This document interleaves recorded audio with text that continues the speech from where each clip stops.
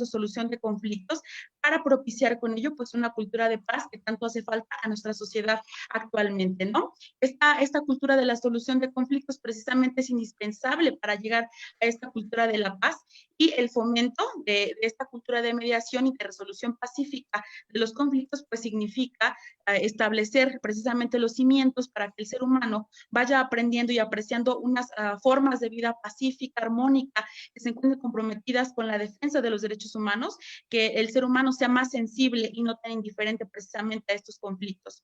Y bueno, desde mi trinchera, desde lo que a mí me toca hacer todos los días, en general desde cualquier juzgado, pues tenemos conocimiento de diversos procedimientos, ¿no? Que van desde los procedimientos judiciales no contenciosos, como son una dependencia económica, una acreditación de concubinato, una identidad de persona, hasta los procedimientos especiales o pasando por esos procedimientos especiales, como son los divorcios incausados, los divorcios precisamente por mutuo consentimiento, algún nombramiento de tutores, hasta las controversias sobre el estado civil de las personas y el derecho familiar, en las cuales, bueno, tenemos conocimiento en relación a el reclamo del pago de una pensión alimenticia, una guardia y custodia, también un régimen de visitas y convivencias, una pérdida de la patria potestad, un reconocimiento de paternidad, juicios sucesorios testamentarios, intestamentarios, entre muchos otros, ¿no?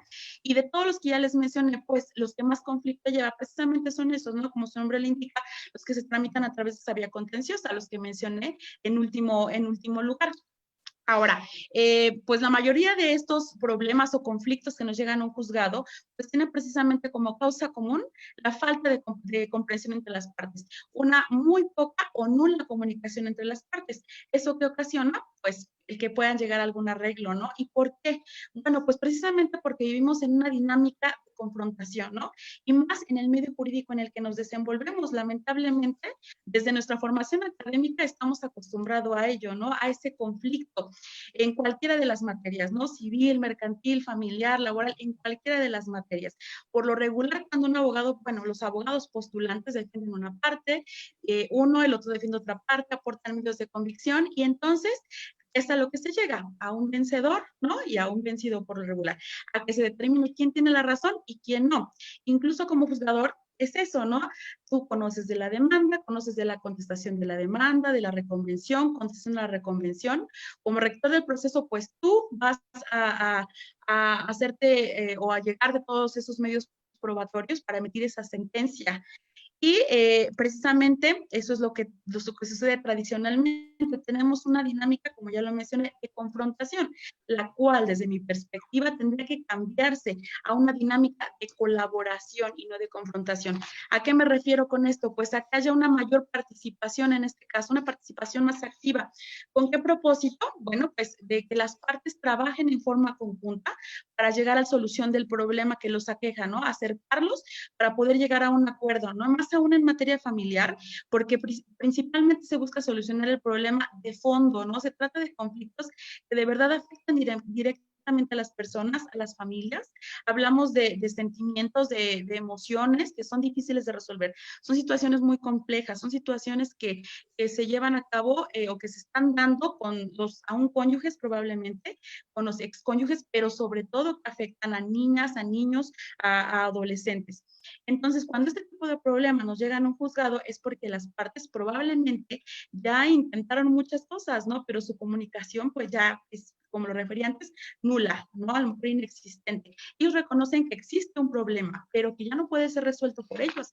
Por eso es que acuden precisamente a nosotras, a un procedimiento, ¿no? Ellos lo que quieren es que se dirime esa controversia, que se determine atendiendo a las pruebas que nos aporten quién es quien tiene la razón y que se les proporcione la solución a esa situación, ¿no? Es decir, las partes son contendientes y el juez es el que va a dirimir esa controversia con la que ellos llegan a un juzgado. Entonces, necesariamente en un procedimiento, una parte pues, va a ganar y la otra va a perder porque no se va a satisfacer a lo mejor el interés que esa parte tenía. Y pues, ¿cómo se termina un procedimiento? Emitiendo una resolución necesariamente. Pero, bueno, esto no necesariamente va a satisfacer los intereses de las partes, ¿no? Así de fácil. Más aún, como ya lo mencioné, tratándose de conflictos en materia familiar, ¿no? En los cuales de verdad la problemática la mayoría de las veces se encuentra muy arraigada, porque pues son circunstancias muy personales, ¿no? Estamos hablando de una separación, estamos hablando de padres que no pueden a lo mejor convivir con sus hijos, o estamos hablando a lo mejor de personas a quienes no se les da una pensión alimenticia suficiente o no la tienen en general, ¿no? Ya sea las partes o que se les otorga a los hijos. Entonces son circunstancias de verdad que se encuentran muy, muy arraigadas. Incluso en materia familiar, en todas las materias, pero sobre todo en materia familiar, el continuar con un procedimiento pudiese extender o acentuar el conflicto durante el procedimiento, ¿no? ¿Por qué? Pues porque se toman tintes competitivos, ¿no? En los cuales cada una de las partes lo que busca precisamente es derrotar a la otra en la disputa, ¿no? Y la percepción que tiene la mayoría de las veces, o que tienen la mayoría de las veces, es que los intereses de ambas partes no se encuentran satisfechos. A mí me pasa mucho, por ejemplo, que una parte, cuando ya están súper conflictuados, presenta una promoción y entonces habla desafortunadamente mal de la otra parte. Entonces la otra parte lo lee y ¿qué hace? Ah, pues si tú me dices eso, yo te voy a decir lo doble, ¿no? Entonces a eso me refiero con que el conflicto aumenta precisamente con este procedimiento.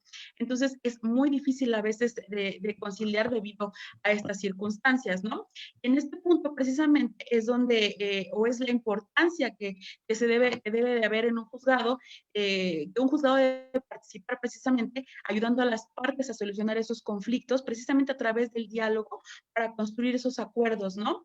Que hay una justicia más participativa, que se eviten enfrentamientos hostiles y que se disuelvan esos antagonismos inútiles. ¿Con qué fin? Precisamente con el fin de afirmar intereses comunes y de buscar unas soluciones propias, ¿no? Entonces, esta conciliación que se lleva a cabo en un juzgado de verdad es, o se traduce para mí desde mi perspectiva en el mejor instrumento de desarrollo social. ¿Por qué? Bueno, pues porque se trata de obtener soluciones con el menor dolor posible para las partes, ¿no? En donde no se profundice la disputa precisamente a través de actuaciones de ataque de defensa con su respectiva retroalimentación, ¿no? Lo que les mencionaba precisamente en relación a las promociones que a veces se presentan y que acentúan ese conflicto, sino más bien lo que se requiere es resolver las causas que dieron origen a ese conflicto, es decir, que haya una solución de fondo. Y bueno, muy probablemente no se vaya a reconstruir un hogar, ¿no? En el que desafortunadamente muchas veces se pierde el amor y el respeto. No es imposible, sí se puede. Incluso también nosotros como juzgado muchas veces lo que hacemos es enviarlos a una terapia psicológica también, cuando las partes así acceden o de esa forma se acuerdan, e incluso precisamente es el DIF municipal quien también otorga esas terapias. Pero bueno, más bien en este sentido lo que se trata con esta conciliación en un juzgado es que de cierta forma se pueda terminar esa relación de una forma civilizada y sin afectar tanto a las partes, pero sobre todo de verdad a los hijos, ¿no? Y lo que se hace también es devolver a las partes precisamente en conflicto su capacidad negociadora.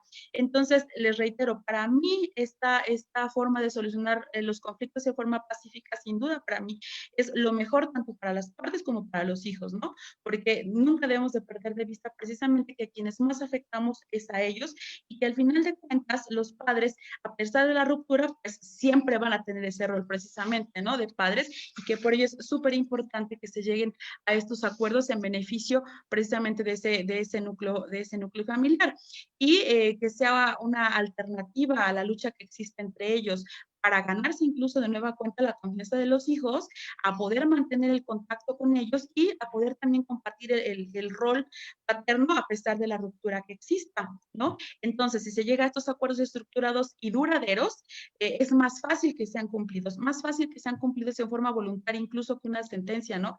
En la que muchas veces tenemos que acudir precisamente a los medios de apremio para que se haga. Cosa contraria, con un convenio, ¿cómo se hace? Obviamente, en forma consensuada y ambas partes saben lo que les conviene, ambas partes saben precisamente cuál es la dinámica que tenían antes de la ruptura, es más fácil que ellos puedan cumplir precisamente con este convenio que se pudiese llevar a cabo en un juzgado. Entonces, para ambas partes, trae una satisfacción subjetiva y obviamente, pues, ventajas muy, muy objetivas, ¿no? Y bueno, ¿cuáles son las ventajas que yo veo en emplear estos medios alternos de solución de conflictos en un juzgado? Pues obviamente que las partes lo que hacen al no poder entenderse es recurrir a nosotros, ¿no? Entonces nosotros como juzgadores lo que hacemos es ayudar a la gente a comunicarse y a cambiar la percepción que ellos tengan del problema con que llegan a un juzgado. Otra de la ventaja es que ambas partes actúan en forma conjunta, en forma cooperativa, trabajan unidos, ¿no? Yo siempre les digo, vamos a platicar, porque al final de cuentas lo que ustedes van a hacer es demostrarle a sus hijos la madurez que tienen, que ustedes pueden llegar a algún acuerdo, y qué mejor ejemplo que ello, y qué mejor ejemplo de amor que pueden darle a sus hijos, el llegar a algún arreglo que ponga fin a los conflictos que tengan, ¿no? Desde hace mucho tiempo. Otra de las ventajas es que ellos son los que emiten la sentencia, así de fácil, ¿no? Ellos van a ser los que cuentan con el control del procedimiento, no se van a esperar a que el juez sea quien dirima esa controversia, sino ellos, de acuerdo a sus reales intereses y sobre todo a los intereses de los menores que se van involucrados, van a emitir ese convenio, van a emitir su propia sentencia. También, bueno, de este convenio pues se van a beneficiar todas las partes. También que va a haber una descongestión en los tribunales, ¿no? ¿Qué va a propiciar eso? Pues que haya mayor celeridad, tanto en ese procedimiento donde se llega a un acuerdo como en los demás, así de fácil. También, bueno, ¿quién va a tener el protagonismo aquí? Pues el ciudadano, ¿no? El ciudadano que emite ese convenio, el ciudadano que se pone de acuerdo con la otra parte, pues para poder llegar a ese consenso. Pero para mí, sobre todo, es que se va a privilegiar la cooperación, la tolerancia, la empatía, el diálogo, ¿no? ¿Y en qué se traduce todo esto? Pues en evitar un desquebrajamiento social. Es decir, vamos a fomentar esa cultura de la paz social que tanto nos hace falta, como lo mencioné al inicio de esta charla. Para mí esas son las principales ventajas que se tienen, ¿no? ¿Y cuáles son esas acciones que realizamos en materia familiar para promover el diálogo y la cultura de la paz? Bueno, debo de referir que en fecha 6 de octubre del año de 1999, la Asamblea General de las Naciones Unidas emite una resolución, que es la número 53/243, que se le denominó la Declaración y Programa de Acción sobre una Cultura de Paz. ¿Con qué? Con el fin de que se promoviera entre los gobiernos, entre las organizaciones internacionales y la sociedad civil, o más bien que ellos orientaran sus actividades al fomento y promoción de una cultura de paz, en beneficio obviamente de los pueblos del mundo. Y bueno, para lograr esta cultura se requería de diferentes valores, de actitudes, de comportamientos, de estilo de vida, que fueran propicios precisamente para el fomento de la paz, tanto en forma individual como en forma social, como entre las naciones. ¿Y en nuestro país qué se hace? Bueno, en nuestro país tenemos el artículo 17 constitucional, lo cual lo voy a leer rapidísimo porque sé que el tiempo que tenemos es corto, y hay otros dos ponentes excelentes que les van a explicar algunas otras circunstancias. Entonces, el artículo 17 constitucional señala que siempre que no se afecte la igualdad entre las partes, el debido proceso u otros derechos en los juicios o procedimientos seguidos en forma de juicio, las autoridades deberán privilegiar la solución del conflicto sobre los formalismos procedimentales. Esto a partir de la reforma del 15 de septiembre del año 2017. El texto anterior únicamente señalaba, en lo que ahorita es trascendente, que las leyes preverán mecanismos alternos de solución de controversias. Es decir, se transforma el preverán por el deberán privilegiar la solución del conflicto, ¿no? Sobre los formalismos procedimentales. ¿Qué es lo que sucede aquí? Bueno, pues que entonces este artículo 17 constitucional pone tanto la tutela judicial de acceso efectivo a la justicia, así como a los medios alternos de solución de conflictos en un plano de igualdad, en un plano constitucional, ¿no? Y Ferrayoli ya nos hablaba de esto, ¿no? Tiene que haber para que exista esa paz interna, tiene que estar garantizados esos derechos fundamentales, a eso se refiere. Y bueno, con esto pues también se da cumplimiento a lo que nos señala la Asamblea General de la ONU. Y esta reforma también se da, es importante que se señale, que se da derivado a la realidad cultural que tenemos, ¿no? Tendemos a una adversarialidad, como lo señalé al inicio. Entonces, lo que se requería aquí es darle mayor firmeza a través del texto constitucional, ¿no? Así de fácil, a efecto de dar impulso y poder motivar un uso mayor de las vías no contenciosas de la solución de controversias. ¿Cómo? Bueno, pues a través precisamente de esos mecanismos alternos de solución de conflictos. Y en materia familiar tenemos nuestro artículo 5.6 del Código de Procedimientos Civiles, que nos señala que en cualquier etapa del proceso, incluso en segunda instancia, hasta antes de dictar la sentencia, pues las partes pueden conciliar sus intereses, ¿no? Si la naturaleza del asunto así lo permite, y el convenio que se llega a celebrar se somete a la aprobación de la o del juez o de la sala, obviamente para que se encuentren aquí vigilado, que se garantice el interés superior de los menores todo el tiempo. Entonces, en base a esto, lo que se hace es que se realice en el juzgado precisamente es invitarlos al diálogo para poder dirimir esas diferencias, ya sea en el juzgado o bien se les puede invitar incluso a que acudan al Centro de Mediación, Conciliación y Justicia Restaurativa. No, incluso en nuestro juzgado directamente se han generado citas con las mediadoras, dependiendo de la situación que se tenga, pues a efecto de que las partes precisamente puedan conciliar esas diferencias y lleguen a un acuerdo benéfico para ambos contendientes. Reitero, esta conciliación puede ser en cualquier etapa del procedimiento, ¿no? Si bien es cierto, en la audiencia inicial y de acuerdo al artículo 5.50 del Código de Adjetivo Civil señala una segunda fase que se denomina de conciliación, no es el único momento. En el juzgado lo que hacemos, y precisamente por tratarse de este tipo de problemas, lo hacemos a cada instante, ¿no? A cada momento. Invitamos precisamente a esas partes a que puedan llegar a ese arreglo conciliatorio que ponga fin al juicio. Ya sea en la audiencia principal, en la continuación, o incluso lo que se ha hecho es, si vemos a las partes que realmente están conflictuadas, ¿no? Que se está acentuando ese conflicto, lo que hacemos es señalar una audiencia para poder platicar con ellos y que de cierta forma los ánimos puedan calmarse y no terminen tan conflictuados, más porque a quien afectan precisamente, pues, es a los hijos, desafortunadamente, ¿no? Y en este caso, si las partes ya están dispuestas a conciliar, lo que se hace es escuchar atentamente a cada una de las partes, siempre darles esa confianza para que nos puedan exponer cuáles son sus reales intereses y necesidades, y entonces en base a ellos se les puede ayudar a llegar a una solución que funcione para ambos, pero sobre todo para los hijos, ¿no? Se atiende de verdad a cada una de las circunstancias que ellos nos manifiestan, porque precisamente pues la materia prima con la que trabajamos es con las historias que ellos nos cuentan, y lo que tratamos de hacer es que esas historias de conflicto puedan transformarse en otras historias con puntos de consenso, precisamente para posibilitar el movimiento de las posiciones de cada una de las partes hacia sus intereses y necesidades hasta que se llegue a un acuerdo. Entonces, lo que necesitamos todo el tiempo es ayudar a las partes a hablar de forma diferente, ¿no?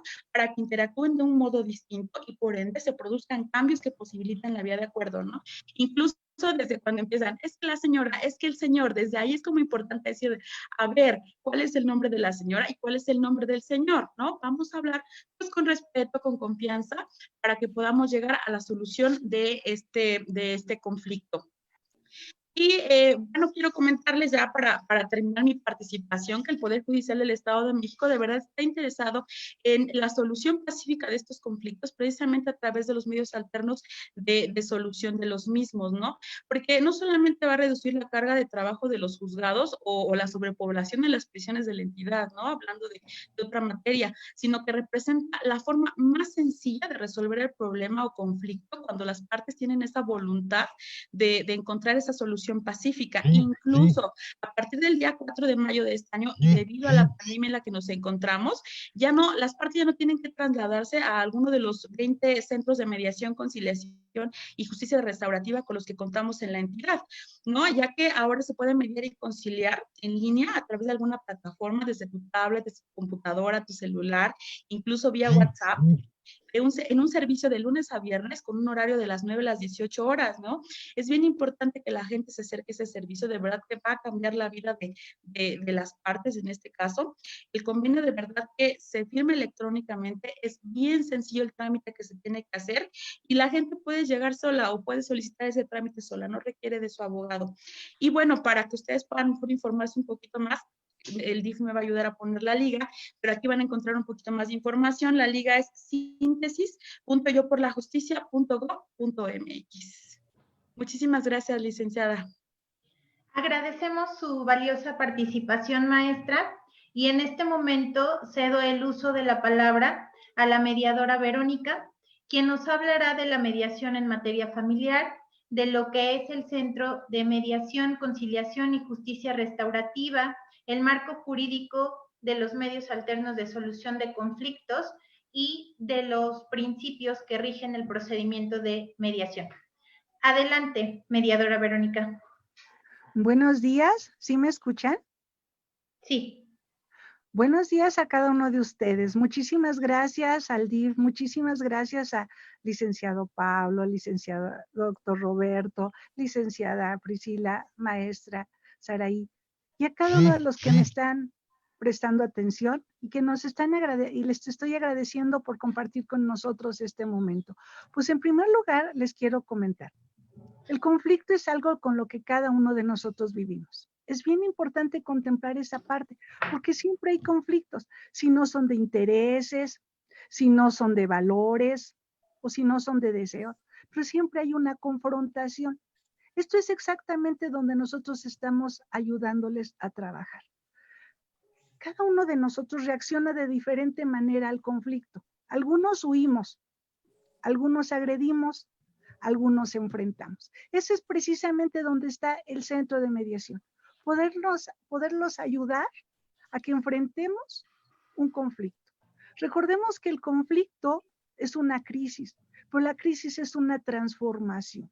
Podemos nosotros transformar el conflicto en algo beneficioso, porque nos puede ayudar a crecer.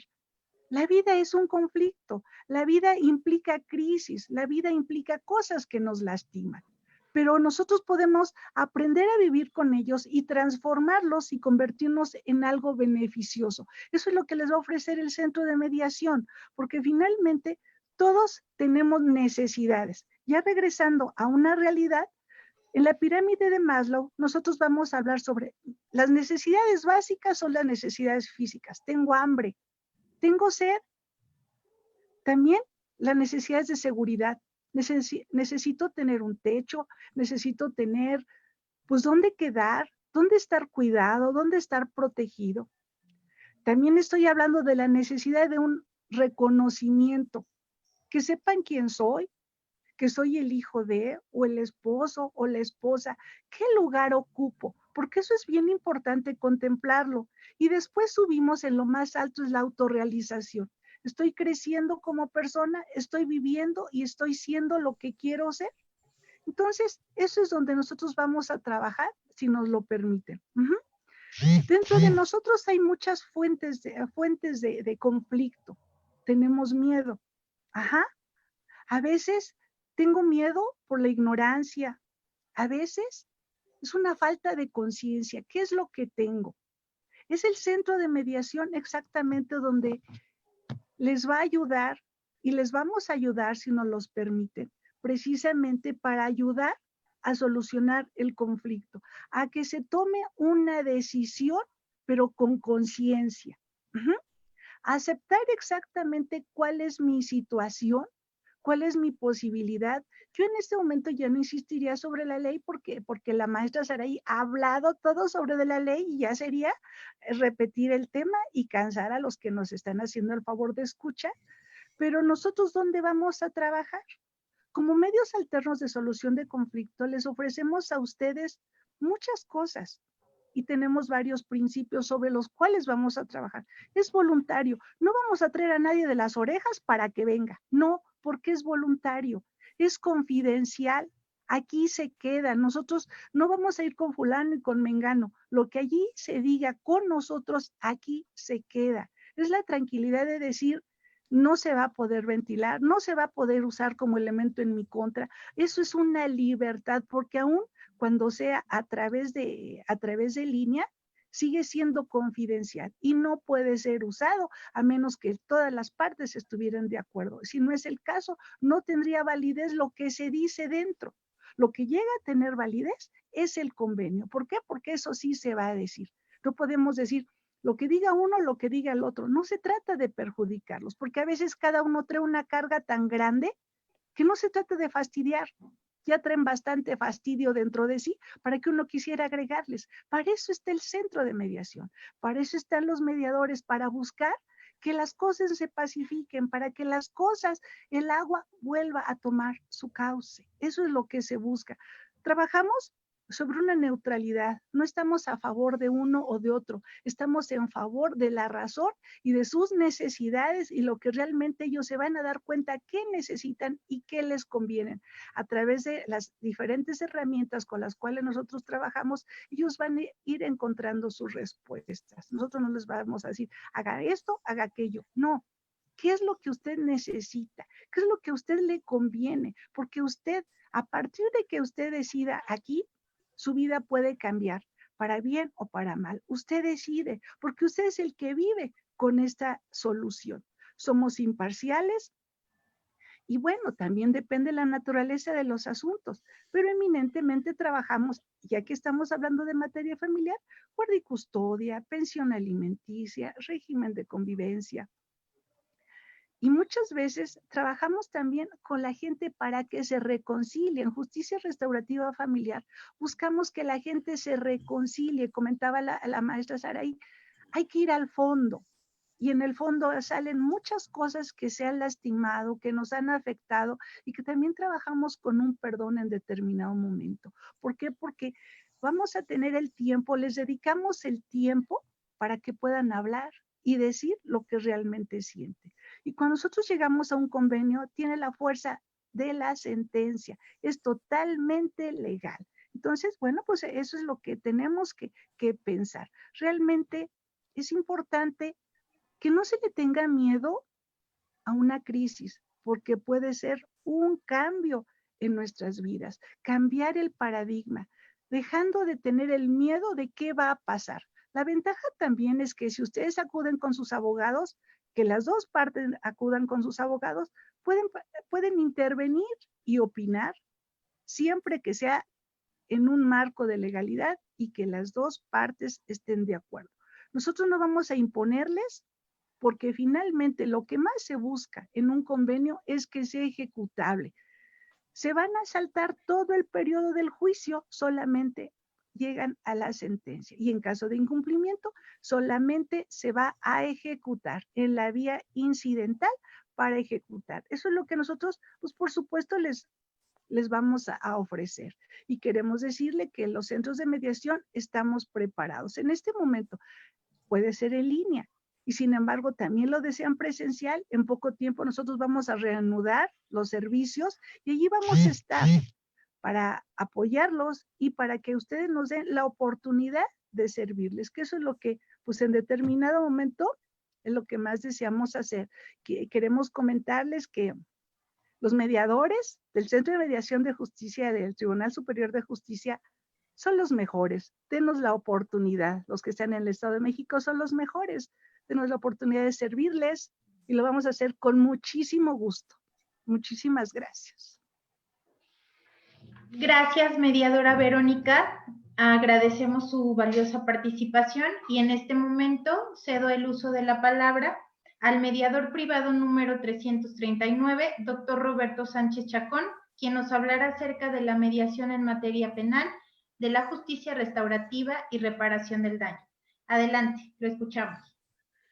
Muchas gracias, muy buenos días. Primeramente quiero agradecer al Sistema Municipal del DIF, a la Dirección Jurídica del DIF en Naucalpan de Juárez, Estado de México, licenciado Pablo Nolasco Jiménez Saraud, titular de la Subdirección Jurídica del DIF en Naucalpan de Juárez, Estado de México, y a usted, licenciada Priscila Marín Chávez, titular de la Jefatura de Patrocinio de Juicios de la Subdirección Jurídica del DIF, también en Naucalpan de Juárez. De igual manera, les agradezco a los compañeros ponentes su presencia y también, sobre todo, agradecerle al público en general que nos está acompañando y poniendo la atención para poder escucharnos. Básicamente, al hablar de lo que viene siendo la mediación, la conciliación y la justicia restaurativa, estamos hablando de los mecanismos alternativos de solución de controversias. Esto se encuentra establecido en el artículo 17 de la Constitución Política de los Estados Unidos Mexicanos en su párrafo 3. Pero además hace énfasis que dice o establece, palabras más, palabras menos, que en materia penal se va a regular la aplicación y sobre todo se va a procurar la reparación del daño. Y se establecerán los casos en los que requerirá supervisión judicial. Tenemos entonces que los otros leyes que se aplican en esta materia es la Ley Nacional de Mecanismos Alternativos de Solución de Controversias en materia penal y particularmente en el Estado de México, que tiene también su propia ley, tiene puntos que no abarca la Ley Nacional de Mecanismos Alternativos, que más adelante hay algunos comentarios, y esta es la Ley de Mediación, Conciliación y Promoción de la Paz Social para el Estado de México. Entonces, ya teniendo esta visión general, tenemos que decir que el objetivo general, que es, como ya se ha mencionado, pero en otras materias, que a través del diálogo los intervinientes darán una solución a su controversia que surjan con motivo de una denuncia o de una querella por un hecho delictivo. Se establece en el Código Nacional de Procedimientos Penales como salidas alternas al proceso y permiten la despresurización del sistema penal, de la judicialización y la restauración de las relaciones interpersonales, que eso es parte de lo que viene siendo la justicia restaurativa. Como ya se ha mencionado, es un mecanismo voluntario. ¿Quiénes son los intervinientes? Los intervinientes principalmente es la víctima o el ofendido, el imputado, el facilitador, y hay algunas excepciones, como en la justicia restaurativa, que va a estar participando la sociedad, la parte de la comunidad afectada. Ahorita entramos en ese tema más adelante, pero sí me gustaría que ir detallando poco a poco. En algunas ocasiones podrán estar presentes los abogados, a diferencia de la materia civil. Aquí el abogado no va a poder participar, van a poder estar presentes sin participar, y esto es de que si hay alguna duda y el facilitador, que es la misma figura que el mediador, pero aquí en materia penal, el facilitador como una figura neutral e imparcial no va a poder dar asesorías, y los intervinientes podrán consultar para esas asesorías a sus abogados. Bien, luego entonces, ahora sí entremos en tema. La mediación. En la mediación, como ya se habló, va a participar la víctima u ofendido, el imputado y el facilitador. Aquí, bajo la dirección del facilitador, la víctima u ofendido y el imputado van a crear y van a construir la solución de sus problemas. El facilitador, básicamente, a través de preguntas, va a ir dirigiendo la intervención para que estas personas, los interesados, lleguen a una solución. Siendo el caso que no lleguen a la solución y el facilitador vea que sí pueden llegarla, por lo mismo que no puede intervenir mucho, los va a invitar para una siguiente reunión de conciliación. En esta reunión de conciliación, el facilitador sí va a poder presentar alternativas de solución.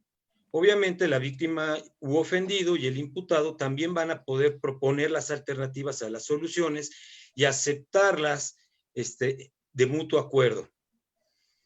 Y por último, tenemos lo que es la justicia restaurativa. Dentro de esta justicia restaurativa, que en la ley nacional se llama junta restaurativa, la víctima u ofendido, el imputado y en su caso, como les decía, la comunidad, y hablemos de la comunidad, no va a ser una junta vecinal, sino puede ser un representante de esta comunidad. Por dar un ejemplo, el comisario ejidal, el administrador del edificio, entre otras personas, van a estar presentes en esta reunión y van a buscar y construir los medios para llegar a estos arreglos. Aquí básicamente atender las necesidades y responsabilidades individuales y colectivas de la sociedad y de los participantes. La reintegración, se va a ver también la reintegración de la víctima u ofendido y el imputado a la comunidad. Muchas veces la víctima van a decir, ¿por qué se va a reintegrar? Ya les queda algún trauma, algún miedo de salir. El imputado puede, si no tiene una defensa técnica adecuada, puede incluso hasta perder la libertad, y la comunidad también se reintegraría al tener todos una mayor tranquilidad. Si logran estos acuerdos de recomposición del tejido social y sobre todo, principalmente como quedó establecido, la reparación de los daños, van a llegar a un arreglo y se va a aterrizar en un documento que se llaman acuerdos. Estos acuerdos van a hacer una suspensión al proceso penal, es la importancia jurídica. Y van a tener algunas condiciones. Cuando se traten de delitos o conductas antisociales, los convenios o acuerdos reparatorios que procedan darán lugar a una suspensión al proceso. Esto es en el caso de que lleguen al acuerdo. El cumplimiento del acuerdo el MP o el juez aprobarán el cumplimiento del acuerdo en su totalidad y lo resolverán de inmediato, ya sea que en el MP la extinción de la acción penal o el sobreseimiento ante el juez que ve el asunto. En caso de que haya un incumplimiento, va a continuar el proceso en el momento en que se suspendió. Ahora bien, va a haber la procedencia, va a proceder, se puede iniciar desde el momento de que se presenta la denuncia o la querella, y el Ministerio Público, si ve procedente, los va a invitar a que pueden optar por esta vía, o en su defecto, si llegan al juzgado, el juez también los va a invitar a optar por los mecanismos alternativos de solución de controversias. Ahora bien, ¿cuáles son los requisitos para poder optar por estas salidas alternas, por estos mecanismos?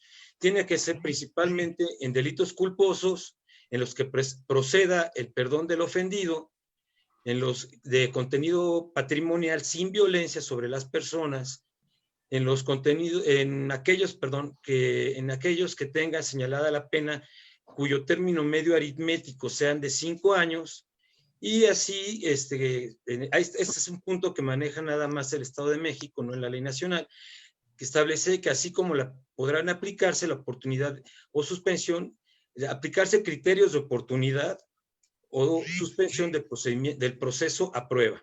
Esto es una cosa que tiene muy interesante el Estado de México. En los delitos que no proceda el perdón, es una excepción, será admitible estos mecanismos única y exclusivamente para la reparación del daño, ¿sí? Porque ya tendrá que dar continuidad al procedimiento si no procede el perdón.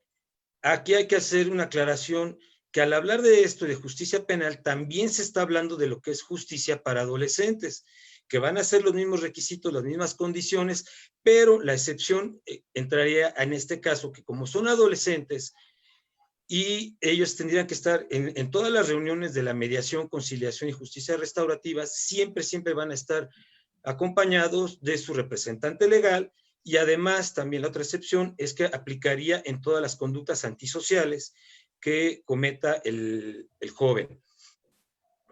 Por último, me queda decirles que es muy conveniente que entre las personas, entre los intervinientes y los interesados, logren estos arreglos. Realmente a la víctima lo que le interesa es la reparación del daño, no le interesa tanto en muchas ocasiones que el imputado por un error pues, esté detenido. Va a ser muy desgastante, son juicios que pueden durar más de un año, para que al final de cuentas de la reparación, el otro ya, las dos partes tienen nervio, estrés, andarse confrontando, y básicamente es que entre ellos mismos logren los arreglos y la paz social y una sana convivencia.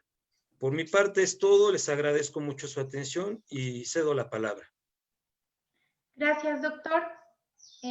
Bueno, quiero comentarles que en DIF Naucalpan es muy importante el fomentar una cultura de la paz.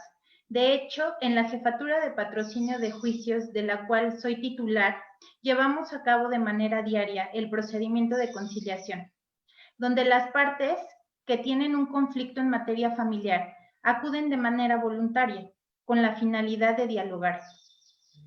Y con ayuda de alguno de los 7 abogados con los que cuenta la Jefatura de Patrocinio de Juicios, especialistas en materia familiar, con las herramientas necesarias, apoyan a las partes involucradas en el conflicto a la construcción de acuerdos.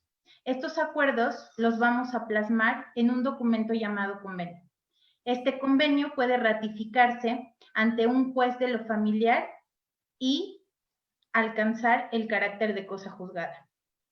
Para DIF Naucalpan es importante que todos los asistentes a esta conferencia sepan que contamos con un espacio para el diálogo, que puedan sentirse cómodos, confiados en que nosotros resolveremos de manera adecuada resolveremos de manera adecuada su conflicto.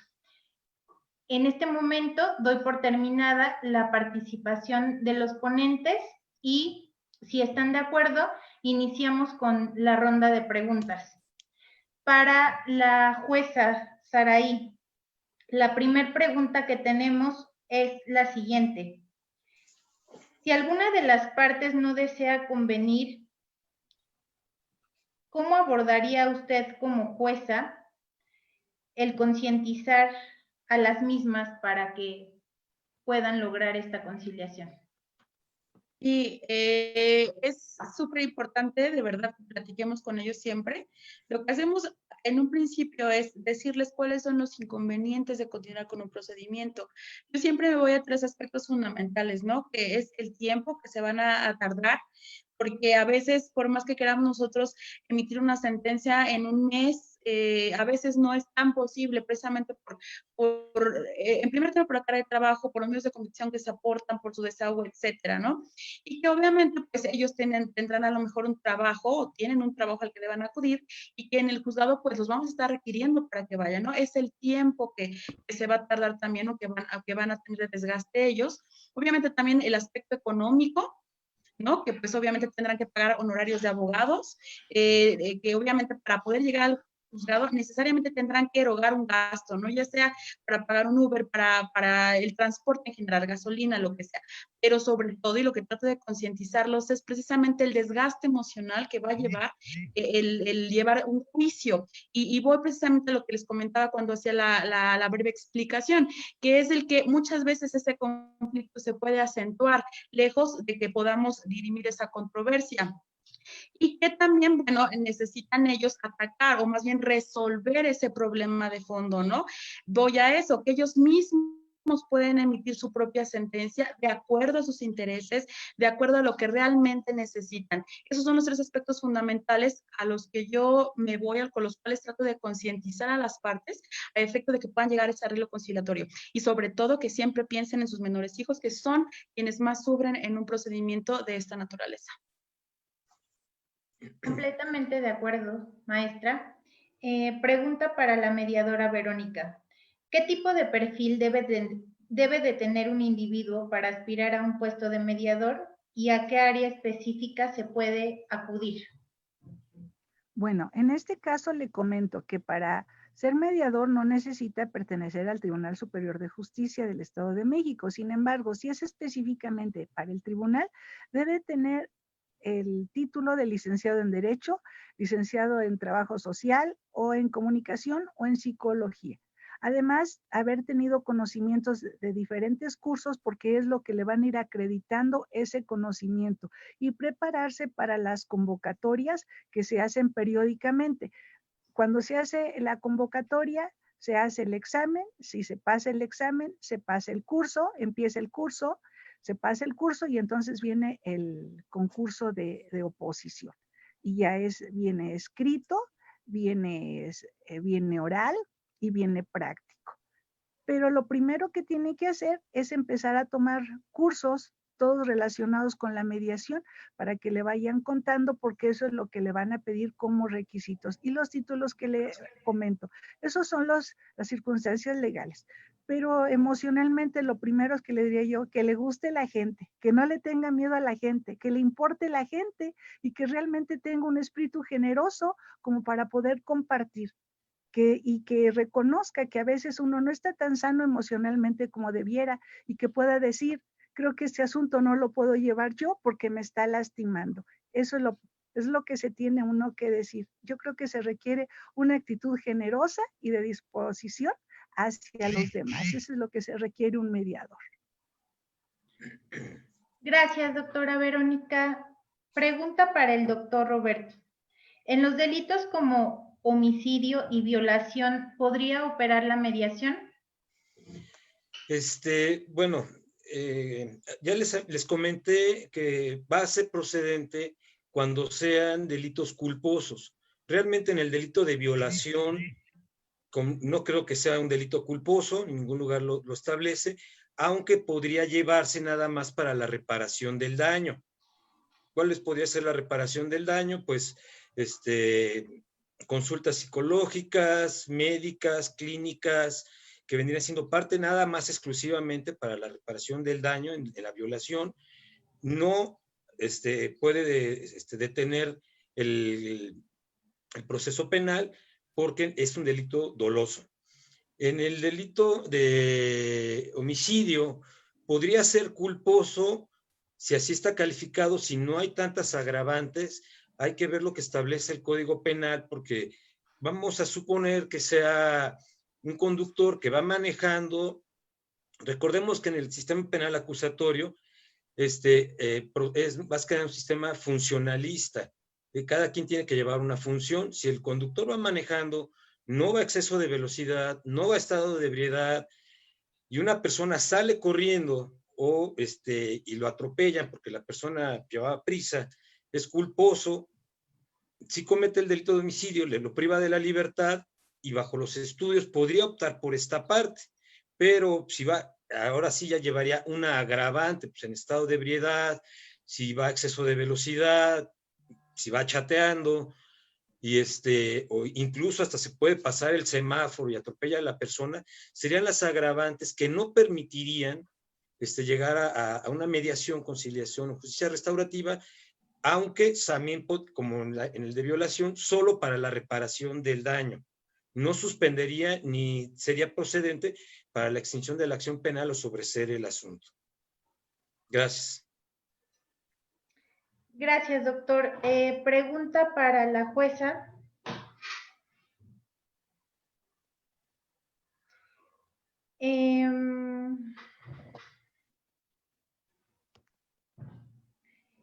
¿Podría compartir alguna experiencia de la utilización de los medios en línea?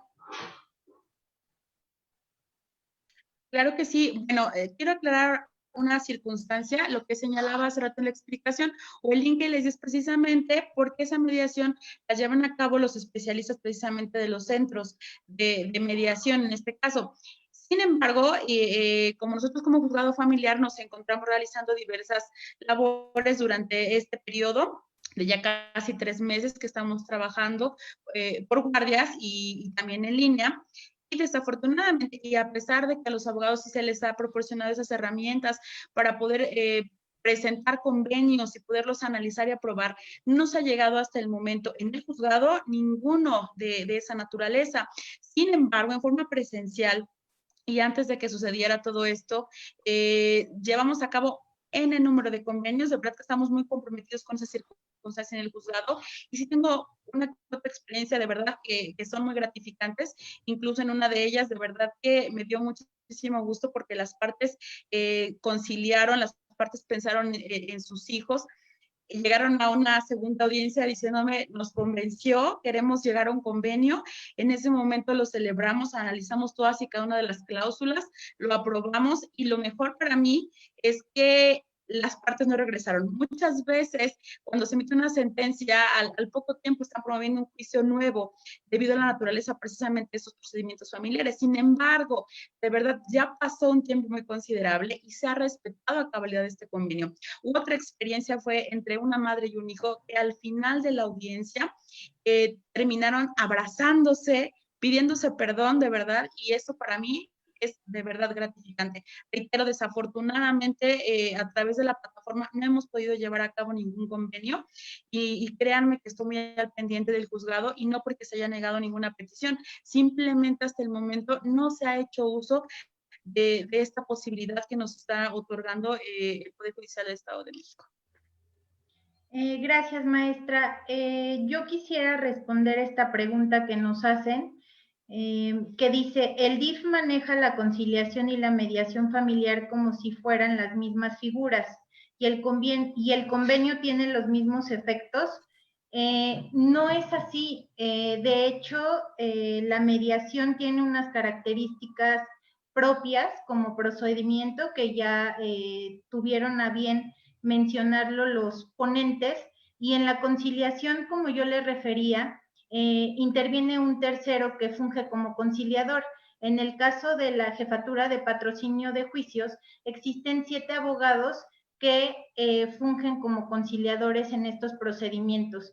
Ellos tienen la facultad, quizá, de dar alguna alternativa de solución a las partes que tienen el conflicto en materia familiar, cosa que no pasa en la mediación. El mediador, dentro de un proceso de mediación, únicamente conducirá a las partes para la construcción de acuerdos sin una intervención directa o propositiva dentro del conflicto. Esto sí es de suma importancia aclararlo para que no se preste a confusiones. Lo que trabajamos nosotros en DIF como medio alterno de solución de conflictos es la conciliación de manera diaria. En cuestión de los efectos del convenio, los convenios que DIF emite se firman de manera privada, pero existe la posibilidad de que las partes acudan a ratificar este convenio que firmaron en DIF ante un juez de lo familiar para que el juez lo valore, lo analice y si cumple con todos los requisitos de ley pueda alcanzar un carácter de cosa juzgada. Siguiente pregunta es para el doctor. Para el doctor Roberto, ¿cómo se calcula la reparación del daño? Bueno, gracias por preguntar. Aquí tenemos que básicamente en las procuradurías o en las fiscalías, perdón, hay peritos especialistas en evaluación, si son cosas materiales, si son tratamientos médicos, ya se estaría viendo, es parte de lo que viene siendo la reunión de la mediación, de la mediación o de la conciliación, que serían lo que, por ejemplo, lo que ya se evaluó, lo que ya está evaluado, y si son situaciones futuras como tratamientos clínicos, médicos, psicológicos, es a lo que llegarían de que los gastos que vayan saliendo, vayan siendo generados, el imputado los irá pagando, obviamente, tras un recibo donde se ponga la cantidad del monto y en concepto de qué se pagó esa reparación, pero en sí son los peritos los que dictaminan los montos y cantidades. Gracias, doctor. Para la mediadora Verónica, ¿cómo abordan la mediación y conciliación para que las partes quieran llegar a un convenio? Bueno, en primer lugar, la persona solicitante acude al centro de mediación en un trámite normal. Acude, hace su solicitud, le atiende la secretaria operativa o el secretario operativo. Se le piden todos los datos de localización del invitado. En este caso se turna, una vez que se ha abierto el expediente, se le da número y se le da fecha, se turna con el trabajador social o trabajadora social. Ella hará la invitación a la otra parte y hace la premediación y lo convencerá para que acuda a la sala de mediación. En este caso ya participamos los mediadores. Una vez que entran ambas partes a la sala de mediación y que están alrededor de la mesa, pues entonces es cuando ya van a hablar sobre lo que les inquieta y van a exponer todo lo que necesitan. Cuando llegan a un acuerdo, se firma el convenio. Es en este caso cómo procede. Si desde un principio dice el invitado, no quiero ir, en ese momento se avisa y posteriormente se va a concluir, porque es voluntario. Entonces, esa es la parte. Sin embargo, una vez que acuden, estamos en la mejor disposición y se habla con ellos para que vean las ventajas de continuar en un procedimiento de mediación y conciliación. Y por lo regular, la gente continúa y busca la solución de su conflicto, porque realmente a la mayoría de las personas lo que quieren es solucionar sus problemas. Y cuando nos dan la oportunidad de servirles, pues ahí estamos con muchísimo gusto. No sé si esté contestada la pregunta. Gracias, mediadora Verónica. Esta pregunta es para los tres ponentes. ¿Cómo podemos construir una cultura de la paz? ¿Qué elementos necesitamos trabajar? ¿Quién inicia? Si me permiten, principalmente, como se platicó en algún momento por las ponentes, es tener ganas de tener una sana convivencia y querer solucionar nosotros mismos el conflicto. Estamos educados a pelear. Incluso hay gente que dice, tú responde aunque no tengas la razón, tú defiéndete. Hay que saber reconocer los errores que tenemos. Cuando cometemos un error, buscar la solución, no aferrarnos a nuestras ideas, aun cuando estamos mal. No es aventar la piedra y esconder la mano.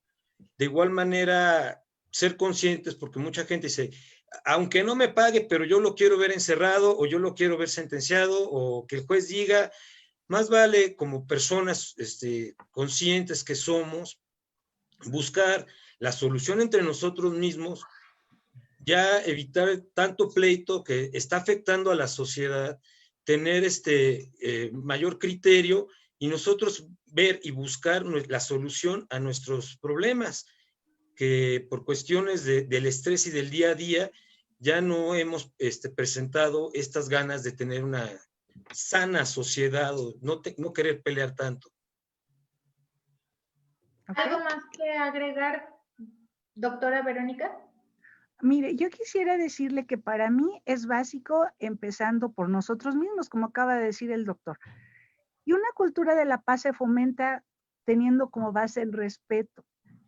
¿Pero qué es el respeto? El respeto abarca muchos aspectos, la consideración, el buen trato.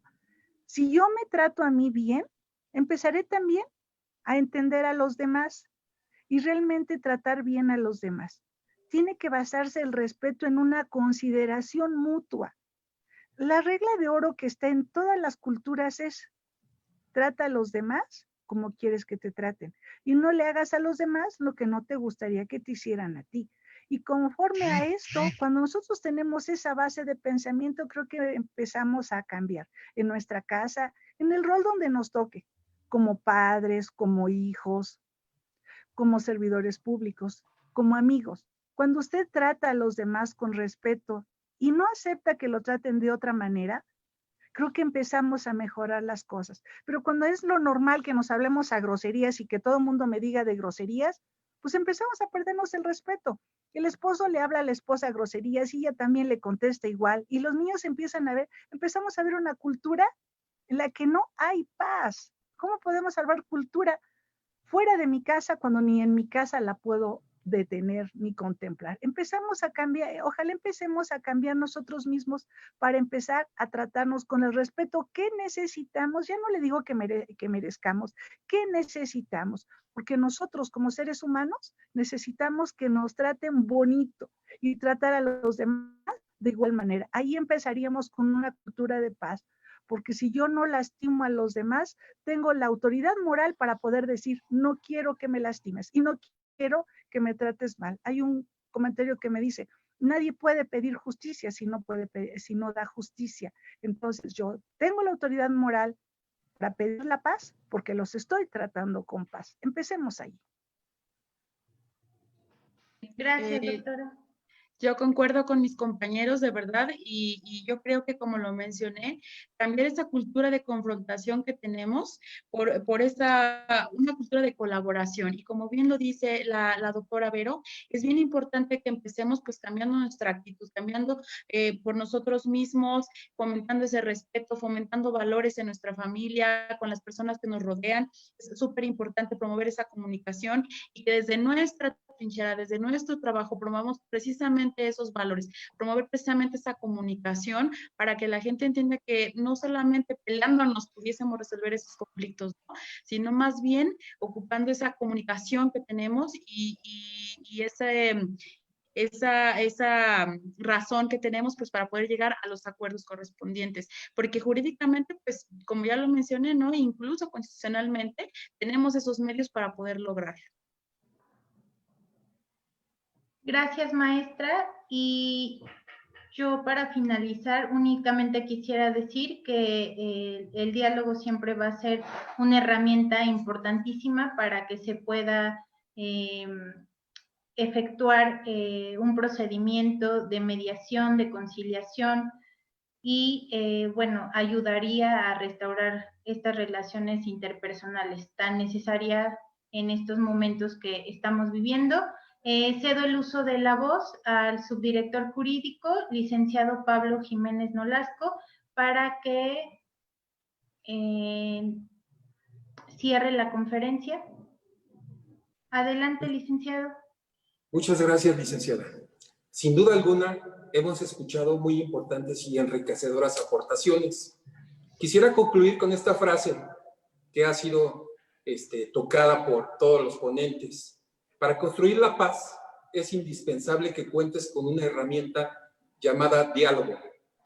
Agradezco a cada uno de los ponentes su valiosa y brillante participación, a nuestras autoridades superiores y al auditorio presente. También quiero recordarte que en el Ayuntamiento de Naucalpan de Juárez y en DIF trabajamos para ti, construyendo confianza. Quédate en casa. Gracias. Gracias a todos. Gracias a cada uno de ustedes. Muchas gracias por su Con atención. gusto, muchas gracias.